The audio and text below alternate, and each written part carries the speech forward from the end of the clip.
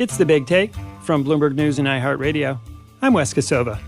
Today, $1 trillion. That's how much the biggest U.S. banks made in just the past decade.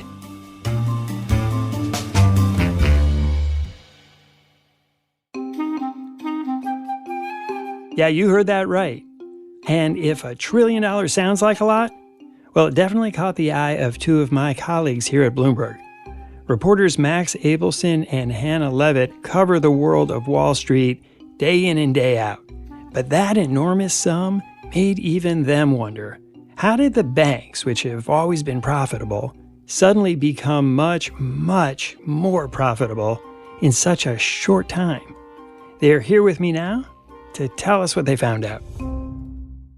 Hannah Levitt, Max Abelson, thanks for being here. Thanks for having us. Thanks for having us. So you've written this big story in which you discovered that the big banks have made $1 trillion in profit, not revenue, but profit, in the last decade. And as I was thinking about this, I was mixed feelings because I was like, well, that's surprising. But then I sort of thought, well, that's not so surprising because they're the banks. So what is it about $1 trillion that caught your attention?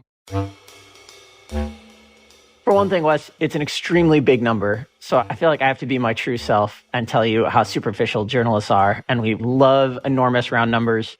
You shouldn't be surprised because we're living through an era of inequality. We're living through an era of corporate profits, for sure. But I think, even though Hannah and I have been covering the big banks for years now, there was also an element of our mouths fell open when we realized the scale of the profits is one thing. It's just such a huge number. But the other thing to keep in mind is that this industry has faced just one scandal after another, starting with the kind of scandal of the 2008 financial crisis.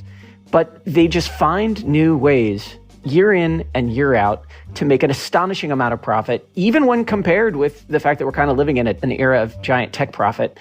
Wall Street is right behind them, and scandals can't stop them. It's quite an incredible machine. Hannah, Max made an interesting point in which the banks sort of started out in the last decade just crawling out of the global financial crisis, which obviously kind of shook the foundations of the banking industry. And then layered on top of that were all these new government regulations that the banks said were going to crush them and hamper their ability to profit. And yet they came back in a big way despite all of that. Yeah, absolutely. And I'll note that Max and I did the story when the big six banks hit $100 billion in annual profit. That was in 2018. The two of us teamed up for a story on that. So really, if you think about that, that was kind of that first landmark right at the end of 2018. And now we're already at $1 trillion for a decade. That shows you just, how lucrative these past couple of years have been as well. That's a really good point. I kind of want to dig into that. It was something that stood out in your story was there seemed to be this kind of slow recovery and then boom. And you write about a couple big things that sort of were like rocket fuel behind the banks.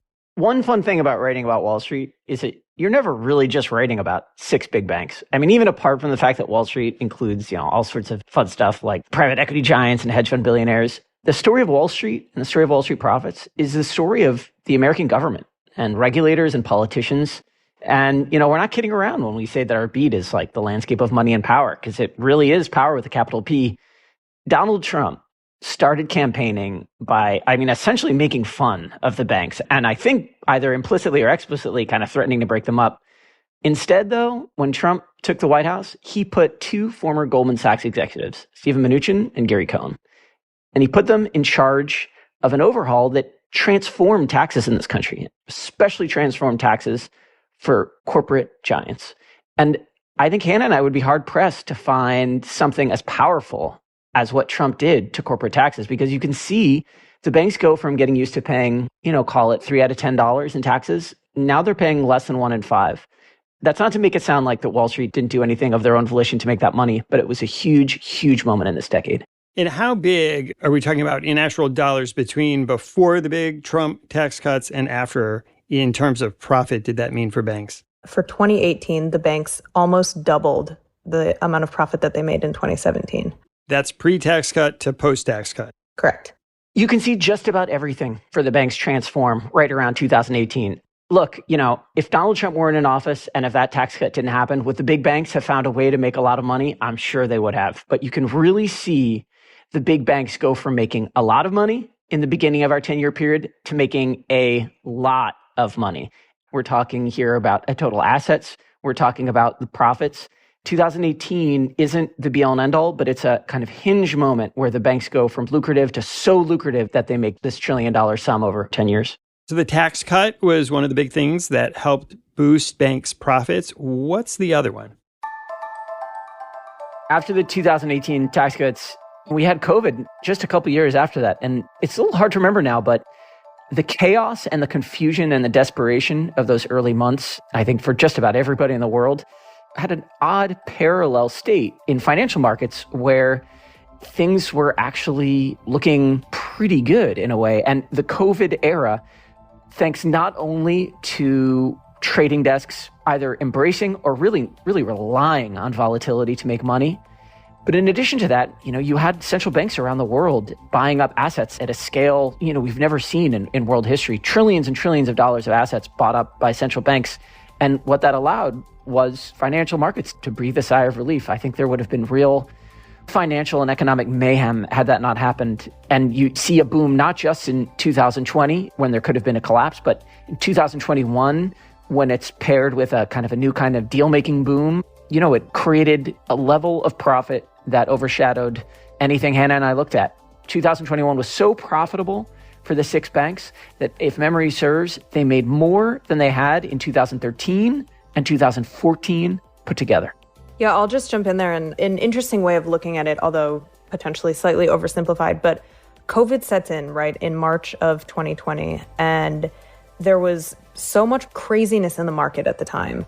And also really bad outlooks as far as what was going to happen with, the labor market and things like that. And so there's an immediate boost to volatility, and that means that banks are making money on their trading desks. So that happens.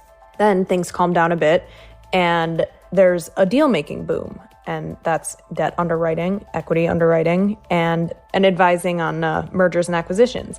And then we get to last year, and all the money that the banks, not all of it, but a good chunk of it that the banks had set aside in 2020 for potentially soured loans when things were looking really bad, those soured loans in large part did not materialize. So then profit was boosted last year, 2021, by bringing those reserves back in, and that flowed through to the bottom line. So then you look at, JP Morgan, the biggest bank, made the most money in the history of American banking last year, 2021, as a result of all of those things. You've mentioned several times the big six. Can you name them for me? Absolutely. JP Morgan, Bank of America, Citigroup, Wells Fargo, Goldman Sachs, and Morgan Stanley. JP Morgan, which is the most profitable bank, how much more profitable is it than, say, the others on the list? Is there a big jump down from them? It's funny you say that, because at the beginning of this era, that wasn't true. Wells Fargo was the only bank among the six pulling in more than $20 billion a year. And lo and behold, they hit all these troubles. A lot of them self-inflicted. Some of them self-inflicted. That's exactly right. I mean, who better to tell you than Hannah Levitt? Hannah, what was Wells up to? So if you rewind 10 years, Wells Fargo was at the top of its game. They were a mortgage giant, and they were really, at one point, they were making 1 out of every 3 home loans in the United States. They were the most profitable. They were the most valuable. Warren Buffett was still all in on them. So all these things. And then in 2016, a series of scandals really erupted into the public eye. And it was over these fake accounts that employees under pressure to meet sales goals had created on behalf of customers without their knowledge or consent. And that's what kicked it off. And then from there, scandals popped up in other business lines as well, in mortgage, in auto. Virtually every major business line was impacted by this. And they wound up paying massive fines. Oh, yeah. There was a recent Consumer Financial Protection Bureau one. It was $3.7 billion, and $1.7 billion of that was a fine. And then the other 2 was remediation, so making customers whole. And, there was a $3 billion one with the Justice Department and the Securities and Exchange Commission. And those are not the only ones, but those are the bigger ones. So At some point in the last decade, JP Morgan took the crown as the biggest by market cap and as the most profitable. Market cap, an extremely fancy phrase that means market capitalization, the total value of every public company. And what is it that JP Morgan's business did that made it leap ahead of the others? Well, it's gigantic, for one thing. Size is a part of it. Is that fair, Hannah? Yeah, that's a huge part of it. I mean, they bought Bear Stearns in the crisis. They bought Washington Mutual in the crisis. So there you have JP Morgan. Can we round out the top three and just talk a little bit about what's different about each of these banks and their approach? One fun way to think about it is that Wall Street makes so much money and has made so much money over the last 10 years that very few, I mean, really a handful of companies make more than JP Morgan and Bank of America and even Wells Fargo. Those are the three that make the most. But Citigroup and Goldman and Morgan Stanley aren't far behind. I think for listeners, it might be easiest to think about it that Morgan Stanley and Goldman Sachs are the kind of old line, classic Wall Street institutions, even though they're banks technically now. JP Morgan, Wells Fargo, Bank of America does much more consumer work. Yeah, absolutely. So JP Morgan, it's the biggest on Main Street and it's the biggest on Wall Street as far as trading, and then you can look at something like Wells Fargo, which is much more heavily weighted toward the consumer. And then you can look at Goldman and Morgan Stanley that are very heavily weighted toward investment banking. So if you think about, JP Morgan as massive in both, and then, each of those that I just listed competes primarily, in the case of Wells on the consumer side, and in the case of Goldman, Morgan Stanley on the investment banking and trading side. Hannah and Max, please stick around. We'll continue this conversation after the break.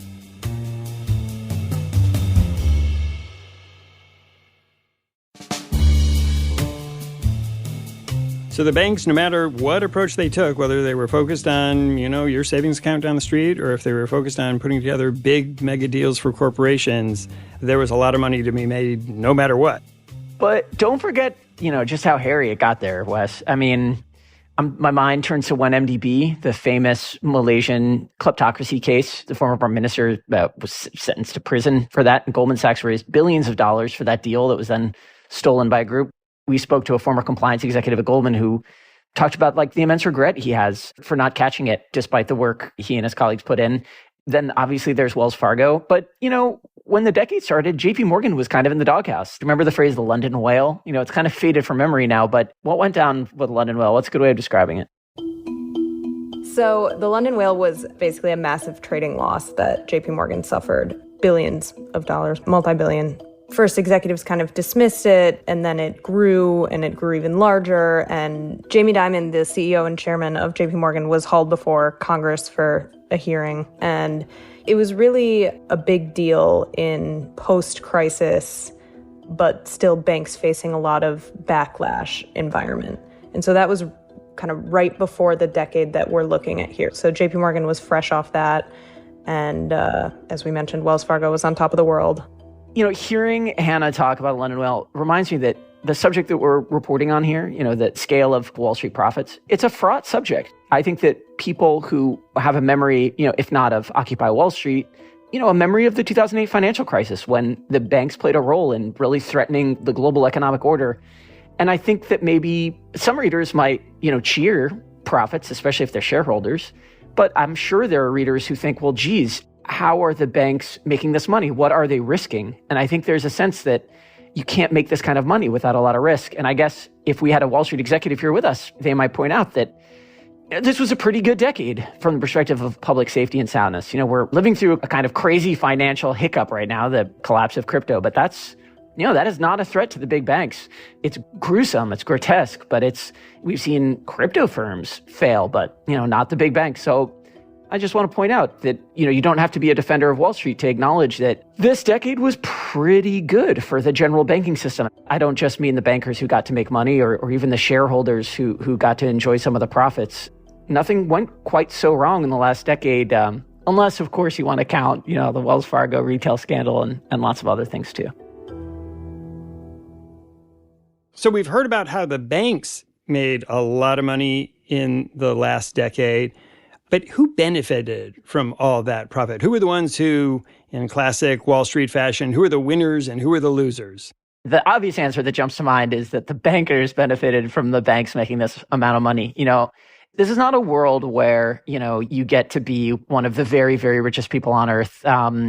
But it does mint a couple of billionaires like JP Morgan's head Jamie Dimon and former Goldman Sachs boss Lloyd Blankfein. But, by and large, what we're talking about here are bankers making sometimes millions and millions of dollars thanks to Wall Street's good times. But speaking of a kind of larger group, bank shareholders benefited. An era of profit for any kind of public company benefits, in most cases, public shareholders. And, I think that on the one hand, that means a slightly bigger group if we're comparing it to the narrow range of bankers. But I think it's also important to point out that, not everyone in this country owns stock, and that in order to gain from the growth of corporate profit, you have to have enough money to have savings and to own shares in the first place. So you could think of this as part of the much broader story of widening inequality in the country and around the world. Ironically, when we talk about making money on Wall Street and when we talk about, even inequality on Wall Street, we're not really talking about the world's biggest winners. I've been kind of, it's like, I don't know, a combination of shocking and humbling over the years as a finance reporter to realize that, you speak to these people that, their paychecks dwarf ours, and to all the world they look like true winners, the winners of kind of the game of capitalism. But they themselves compare their checks to bigger ones than theirs. And the story of inequality in America is really lots of stories of different kinds of inequality. One of the kinds of inequality is that the really rich people have gotten much richer than the merely rich. And, I can't tell you how often I've heard from wealthy people on Wall Street kind of feeling sorry for themselves because they're missing out on, I don't know, the crypto boom, or because tech executives are making more, or because private equity, billionaires are worth 100 times more than they are. We're talking about wealth and we're talking about money, but I think it's helpful to point out that Wall Street is not the richest. In fact, compared to Apple alone, Wall Street is a snooze fest. I want to say Apple made, I think, more than $500 billion by itself over this decade when, in order to reach $1 trillion, we combine these 6 banks. The banks that are smaller than these mega banks that have gotten even larger over the past decade, right? And they have more money to use to bolster their offerings and compete in ways that these smaller banks can't because they're smaller and they make less money. And so when you look at the consolidation that's happened, even if you go a level down from these giant banks that we're talking about that are the focus of our story, there's been a lot of consolidation even among the biggest regional banks. So I can think of, BB&T and SunTrust merging to create Truist a few years ago. And the justification, or part of the justification there and with a lot of these tie-ups, is that it better enables them to spend more to compete. Has it been just good for Americans that banks are making that much money? I think it might be too hard for Hannah and I to give you this really satisfyingly simple answer like, yeah, it's been awesome for America, or no, it's terrible for America that Wall Street's doing so well. I think that, you can have an optimistic view that to be on Wall Street is to allocate capital efficiently, and it's to help businesses, and it's to help people, and that means helping Americans. But you can also be a little more cynical, and I'm referring here not just to outsiders and critics, but, I've talked to people who've rose pretty high on Wall Street who leave with, maybe a sense that what goes on, it's not evil, but, that it doesn't have the kind of meaning that they were searching for. I'm thinking here of a Wall Street veteran who's telling me kind of just the other day that, he has a sense that trading, especially of derivatives back and forth, that amounts to very little at the end of the day. But, if one of his former trading colleagues heard him say that, he would have pointed out that it's what makes the world go round. And, if finance weren't doing it, it would be a big problem. I think a little bit of cynicism and a little bit of optimism about the meaning of these businesses is probably a healthy combination. Yeah, I'll just jump in there to say that, if you subscribe to the argument that all this money that these big banks are making is the effect of a healthy economy over the past decade, then you could argue that it's a good thing. But if you subscribe to the argument that banks shouldn't be this big, banks shouldn't be too big to fail, if you will, then it wouldn't necessarily be a good thing. So yeah, to Max's point, I think I would defer to an actual philosopher on that, but there are interesting ways of looking at it. Although, let me note, read our story, because we did interview a philosopher, an ethicist who used to be a partner at Goldman Sachs, but believe the ethics and philosophy to him, though. We'll be right back.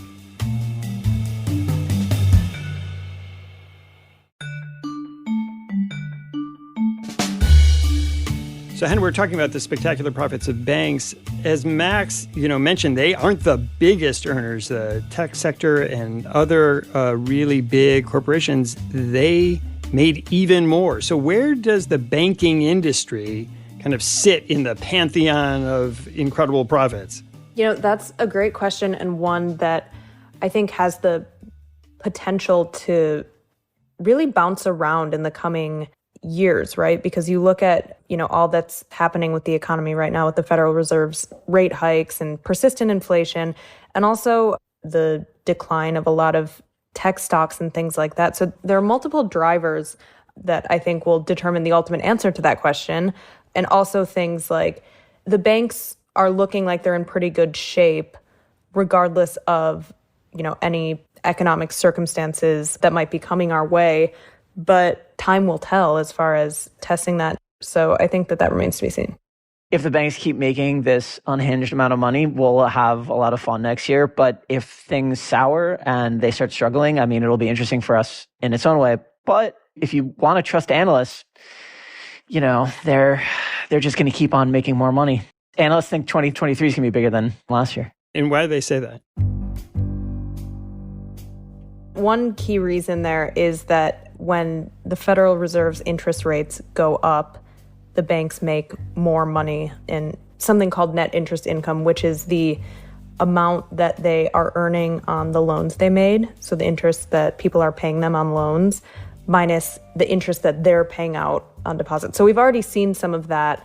In the third quarter, JP Morgan had its highest quarterly net interest income ever, and rates have continued to go up, are expected to continue to go up. So we'll see some more of that. That'll be a big driver there. Coming out of COVID and the really high volatility there that boosted trading desks, there was executives and analysts and pretty much anyone you asked was saying, at some point this will normalize. And what does normalize mean? It means it'll go down to levels. If it normalizes to 2019 levels or something like that, then it goes back down to near the level of 2019. But then people were saying that was going to happen this year, and then Russia invaded Ukraine. And so there was a lot of volatility around that, and the banks have made a ton of money on their trading desks this year. So when there's a quote-unquote normalization remains to be seen, but it certainly hasn't been this year. And I guess that's a good point when you talk about the difference between the banking industry and, say, the tech industry, where when things are volatile, things are jumpy, that presents opportunities to buy and to earn on the volatility for the banks. Whereas if things are volatile for the tech companies, you see they are getting hit pretty hard. And so they're certainly looking a lot worse at the end of this year, but the banks are looking just fine. Yeah, that's a good point, Wes. Maybe this is true of all journalists, but I feel like I'm an anxious person. When things are getting crazy, I get a little scared. When I die, I want to come back as Wall Street, where volatility is, something to be embraced. It's lucrative. It's not something to be afraid of. Hannah Levitt, Max Abelson, thanks so much for talking to me today. Thank you. Thank you. You can read Hannah and Max's story about Wall Street's runaway profits at Bloomberg.com. Thanks for listening to us here at The Big Take, a daily podcast from Bloomberg and iHeartRadio. For more shows from iHeartRadio, visit the iHeartRadio app, Apple Podcasts, or wherever you listen. Read today's story and subscribe to our daily newsletter at Bloomberg.com/BigTake. And we'd love to hear from you. Email us with questions or comments to bigtake@Bloomberg.net. The supervising producer of The Big Take is Vicky Vergolina. Our senior producer is Catherine Fink. Our producer is Rebecca Chasson. An associate producer is Sam Gebauer. Hilda Garcia. Is our engineer. Original music by Leo Sidran. I'm Wes Kosova. We'll be back tomorrow with another Big Take.